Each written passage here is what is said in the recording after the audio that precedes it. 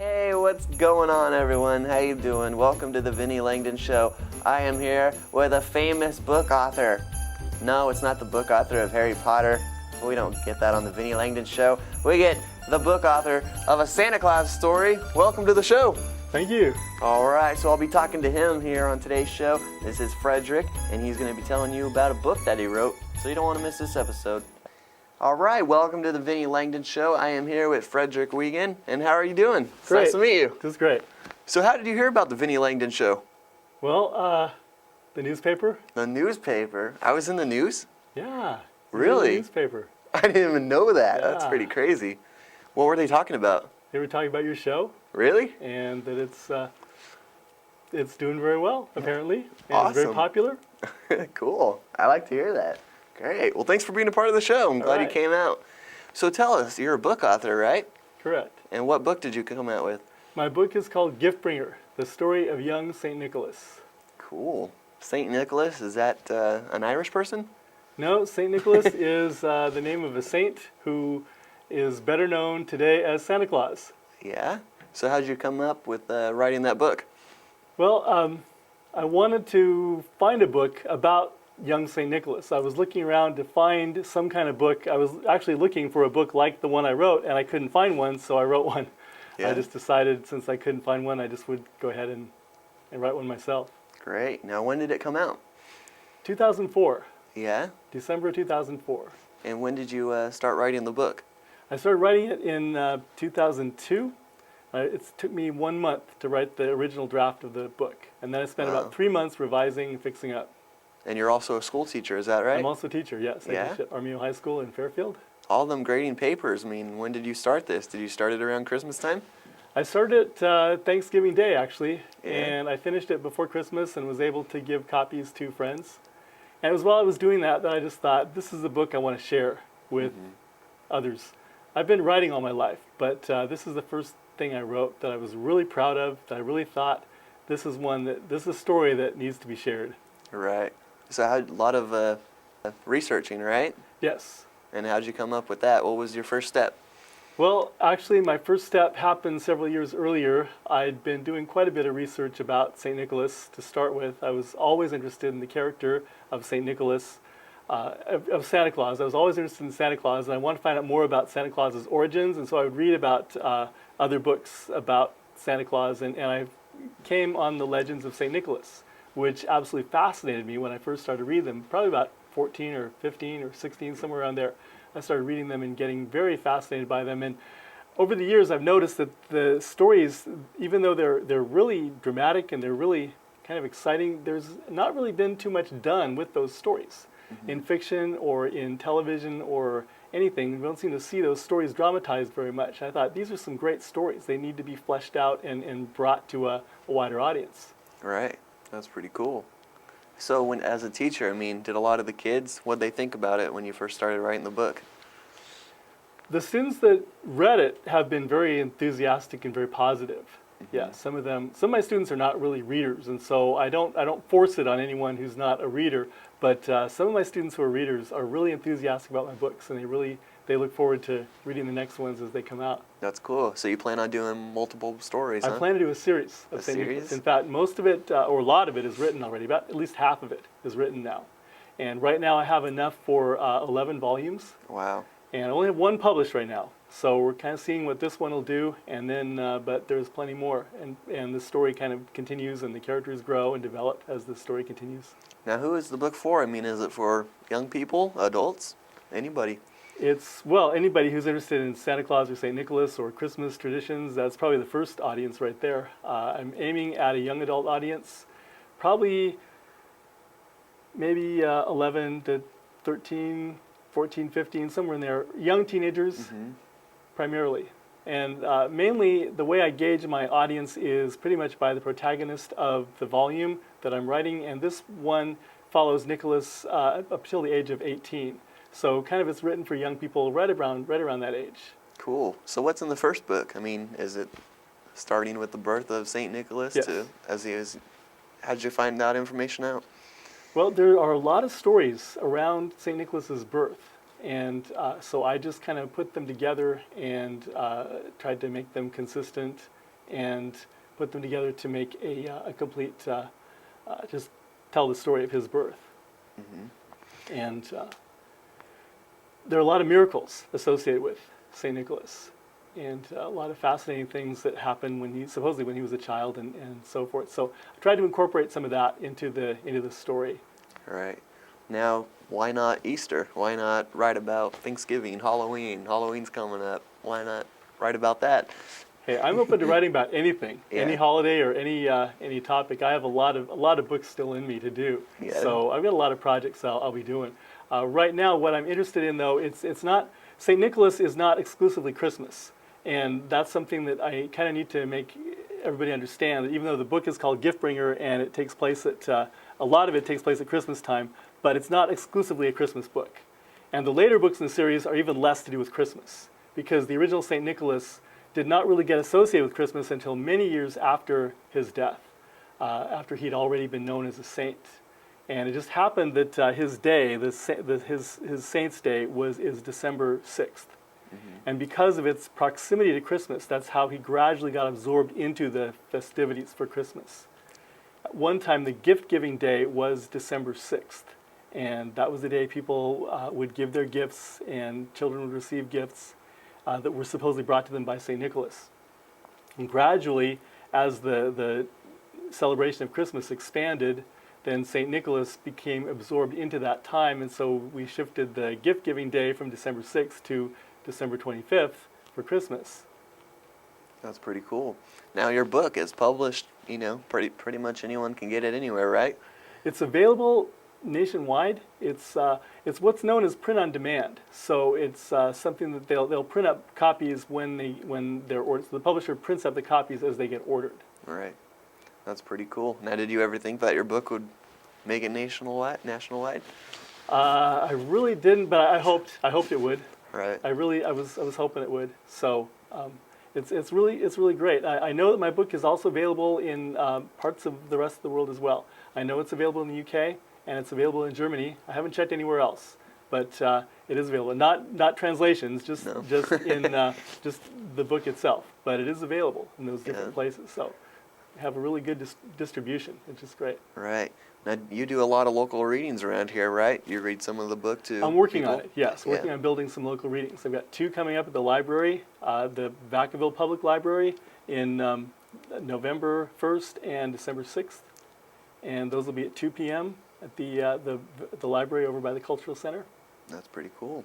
So you look forward to that, right? Oh, yeah. You get to see the audience's reaction and all that, huh? It's great to do something for the audience, yeah. And when I debuted my book in December of 2004, we had a good audience, and I had a group of my friends perform a little play based on the book. And it went over really, really well, and it was just a really great launch to this book. That's cool. So what does your family think about this? My family's real excited. They're very supportive. Yeah, that's pretty good. And you're not married, huh? I'm not married. No? Still looking. Yeah, hey. Well, still available. You know what I'm thinking about doing is in February, I think we should do a dating show, you know, a little Access 27 style. I think that would be fun, and we'll have to have you come on the show and do that. That'd be great. I'd be open for that. Yeah. Famous book author here, right? That's pretty cool. So we're going to go ahead and take a break, and when we come back, you're going to get to hear some of the book that is read by the author himself here on the Vinnie Langdon Show. You don't want to miss it. Hello, my name is Frederick Weigand. I'm about to read to you a selection from my book, GiftBringer, The Story of Young St. Nicholas. GiftBringer is the tale of a young man named Nicholas, whose life story is largely based on the legends of the famous saint. However, there are differences between the St. Nicholas of legend and the hero of this book. The original St. Nicholas is a figure revered throughout the world for his generosity, his godliness, and above all, for his miracles. But in the numerous retellings of St. Nicholas's story, one fact is often overlooked. Before achieving the status of sainthood, Nicholas would first have been born a human being, complete with human failings, human frustrations, and all too human desires. GiftBringer is an attempt to examine closely the character and psychological development of the person who eventually became world-renowned as a giver of gifts at Christmas time. The place is Patara, a city that barely exists anymore, but which was once a proud, thriving seaport on the coast of the Mediterranean, in a country that is known today as Turkey, but which was once part of a Roman province called Lycia. The time is the year Anno Domini 270, just after the Roman Empire has reached the peak of its power and influence, and just before the rise of Christianity as a major world religion. Ephanes and Joanna, a couple well beyond middle age, yearn for a child of their own. As Joanna stands gazing at the stars, her prayer is dramatically answered when she realizes that, in fact, she is already pregnant. 9 months later, she gives birth to a strong, healthy boy, Nicholas. Ephanes and Joanna are very well-to-do, but they do not flaunt their wealth. Once a week, they go to the marketplace of Patera, not for themselves, but to purchase food for the poor, which is later distributed by Ephanes' brother Stephanas, the abbot of St. John's Monastery. Young Nicholas grows up helping his parents with this weekly task, content with his lot because he knows of no other way of life. One day in the marketplace, temporarily separated from his parents, Nicholas encounters a boy named Petrus, who is every inch the wealthy young aristocrat. At that moment, envy is born in the boy Nicholas's heart, and he decides that he wants to live as extravagantly as his rich acquaintance. An unhappy Nicholas arrives at the monastery with his parents, as the three of them leave the newly purchased supply of food for the needy. Just as they arrive, Petrus Maximus pays his weekly visit with his own contributions. For the first time, the two boys meet face to face on the monastery steps. "Nicholas, is it? I am Petrus. Call me Nico." "Very well, Nico.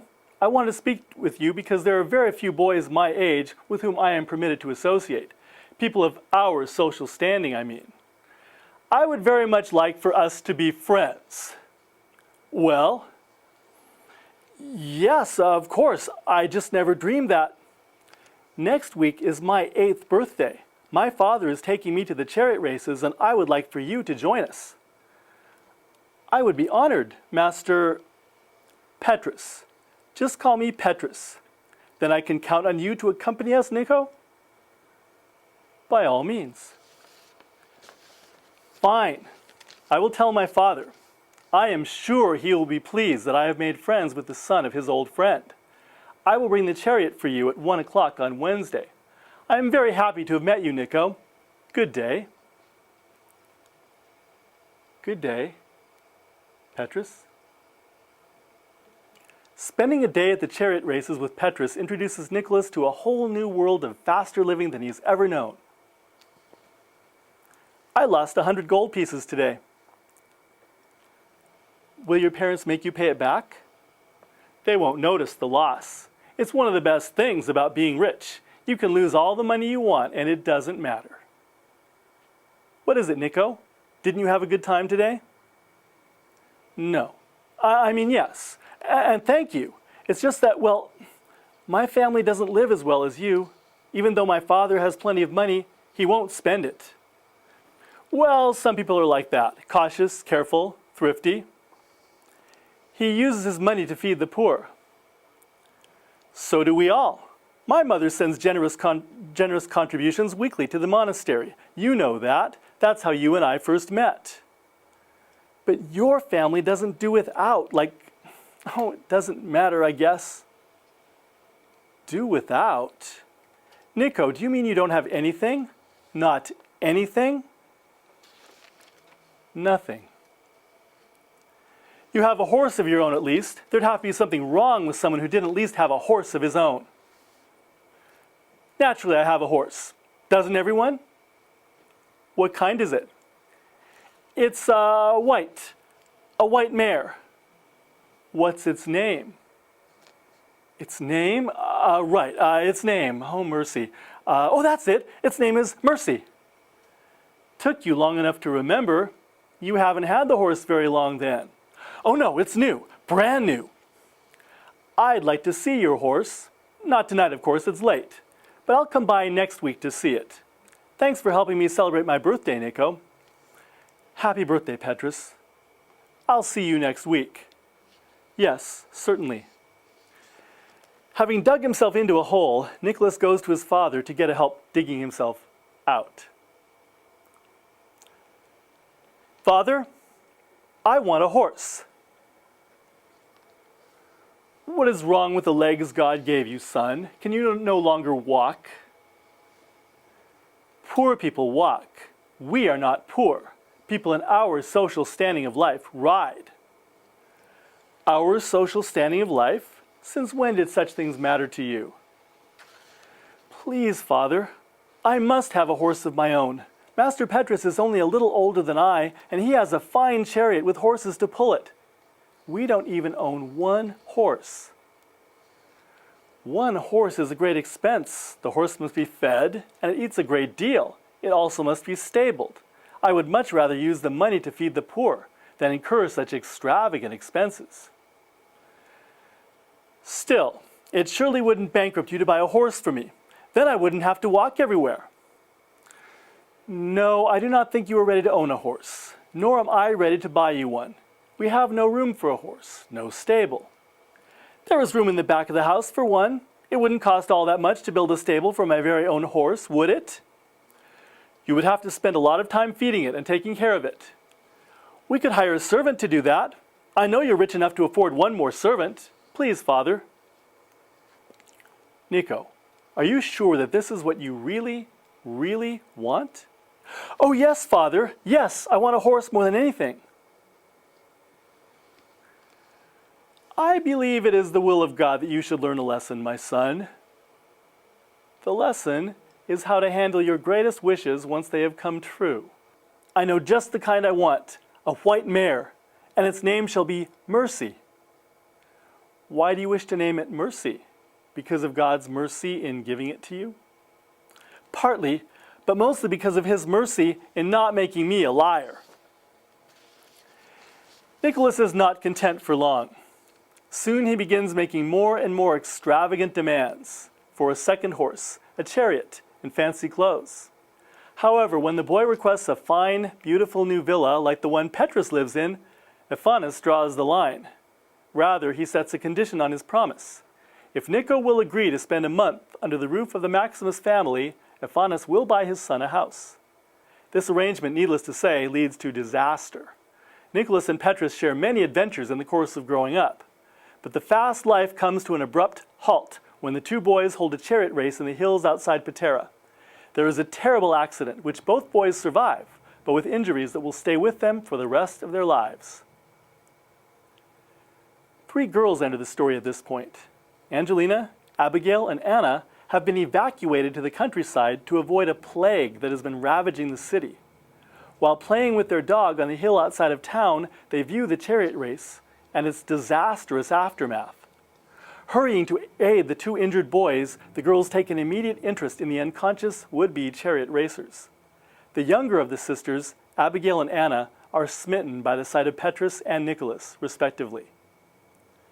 Nicholas awakens in his room at home, where he apologizes to his father for his spoiled, selfish demands. The reconciliation does not last long, for shortly afterward, the plague claims Ephanis and Joanna among its victims. The grieving Nicholas goes to the monastery to be raised by his uncle. Years pass. Nicholas grows content with his existence at the monastery and makes plans to devote his life to God as a holy brother.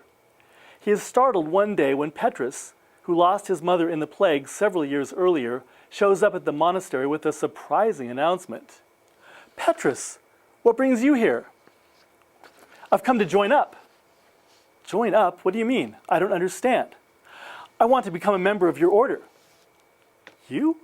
Oh, Petrus, I don't think... Brother Nico, you do not have a monopoly on the spiritual life. Surely there is room in the kingdom of God for one more faithful servant." "Why, yes, of course. But are you ready? I don't recall that you were ever very religious. I mean, I know that your mother was a Christian, and so are you. Is my Christianity in doubt? Is that what you mean?" "No. But Petrus, you'll have to give up all of your worldly possessions, your beautiful horses, your magnificent chariot, your fine clothes. They will all have to go." "Can you do that?" "You did it, and the Lord only knows you gave up more wealth than I will ever know. If you can live a life of poverty, chastity, and selfless dedication to a higher calling, then why on earth can't I?" "I never said you couldn't. It's only I'm surprised, that's all. Petrus, why? You're so happy and fulfilled, Nico. You have found your calling. Well, I want to be happy and fulfilled too. I likewise want to serve the Lord. Are you really sure you want to do this? Stop saying things like that. Of course I know what I'm doing. I'm not going to change my mind. Besides, if you can live this way, so can I. Is that what this is all about? Are you trying to emulate me as I once tried to emulate you? We don't always have to have the same things, you know. We can be friends and still have lived different lives. Honestly, I don't think you will be happy here, my friend. I think you should go back home to your father. No, I can't. I couldn't. Oh, Nico, this is the kind of life I want more than anything. I want to renounce all worldly goods and lead a holy and simple life. I know I can do this. Suit yourself.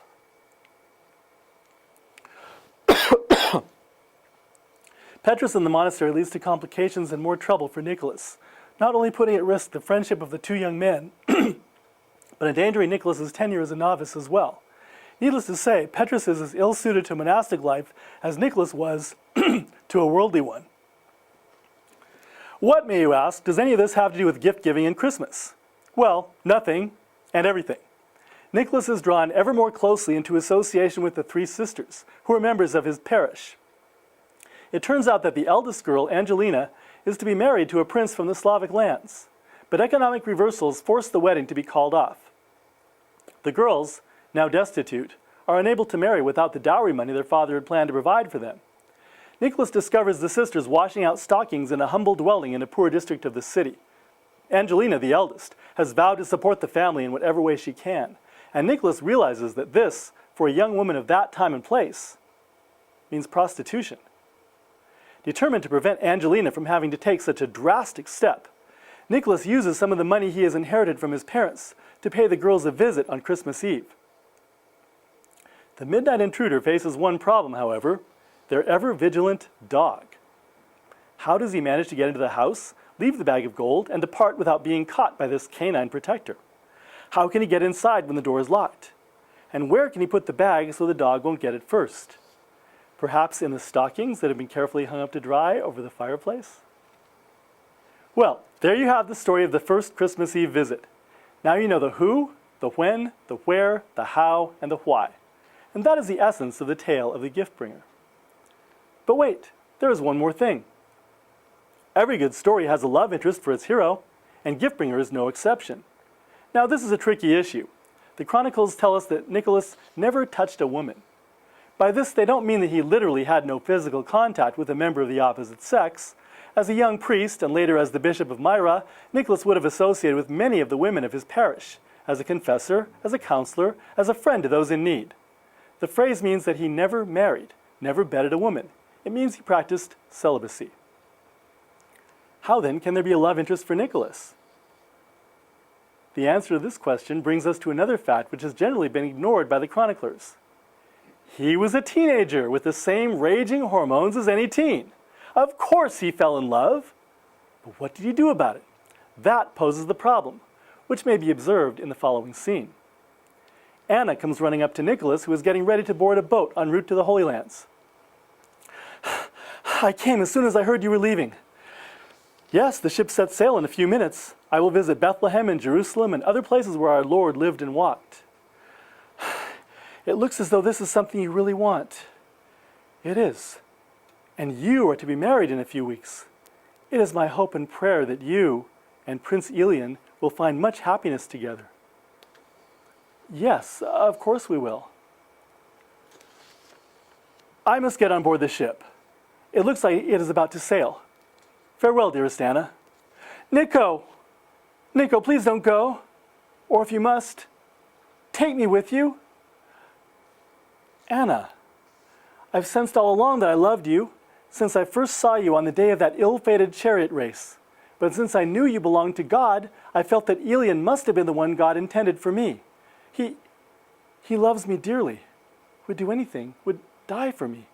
And I love him, I do, but not as I have loved you.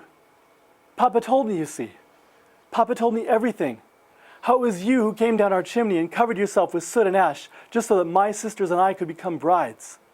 I vowed that I would always love our benefactor, our good angel, and it was you. I love you too.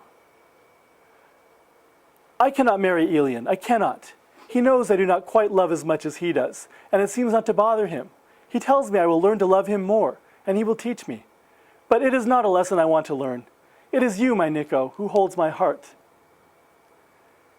Never did I dream that I would hear those words from your lips, my beloved Anna. He leans over her, ready to kiss, and she is ready to receive it. What happens next? Does Nicholas give in to his desires? Does Anna marry Prince Elian, or does she run away with Nicholas? Well, you don't expect me to give the whole plot away, do you? The rest can be summed up in 3 simple words. Read the book. Yes, Virginia, there was a Santa Claus. He didn't travel around in a sleigh pulled by reindeer, nor did he live at the North Pole. He didn't manufacture children's toys with the assistance of elves. He didn't wear a suit made of red fur with white trim. But he did celebrate the birth of Christ. He did give gifts. He did deposit them in stockings hung by the fireplace. He did help the poor and needy. He did live a godly life.